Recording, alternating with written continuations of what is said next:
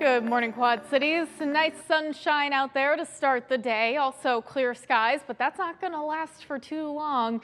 We definitely will start to see a lot of haze by the time we get to the afternoon, but those skies for the most part should stay fairly dry for us for today.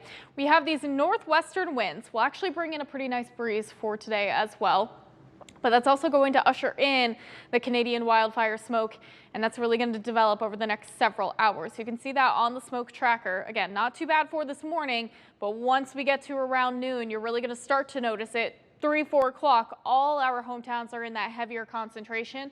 It shouldn't get drugged down to the surface like we saw last time, but still going to be trapped in the upper levels, still could bring in some air quality impacts, especially for those who have some respiratory sensitivities. It'll continue to stay pretty concentrated going into tonight and early tomorrow morning, but we do have a cold front heading our way for tomorrow afternoon and evening, and that should increase the air quality behind it. Here's a look at future track for today. Again, lots of dry skies, could bring in an evening spotty shower, maybe a brief storm, but a lot of those chances fizzle out by the time it gets closer to the Mississippi River. So not really expecting much in terms of rain really at all for today. We're going to hold off those chances for the most part for tomorrow evening. Tonight, with those northwestern winds, that does bring in some cooler conditions with lows in the low to mid 60s.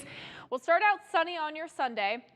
Highs once again going to be in the mid to upper 80s, but we could start to see south of I-80 a couple of showers and storms into the afternoon, but then that cold front's going to bring in a line of showers and storms once we get to around 6, 7 o'clock, and that'll push through the late evening hours.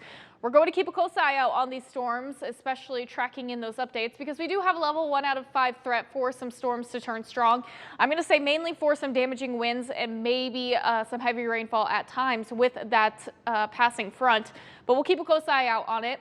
Regardless, though, that's going to bring in some refreshing air to start the new work week. We get back to the upper 80s by the middle of the week with a couple of shower and storm chances sprinkled in on Tuesday and possibly Thursday morning. For more information and to stay updated on the forecast, you can go to WQAD.com or download the WQAD News 8 app.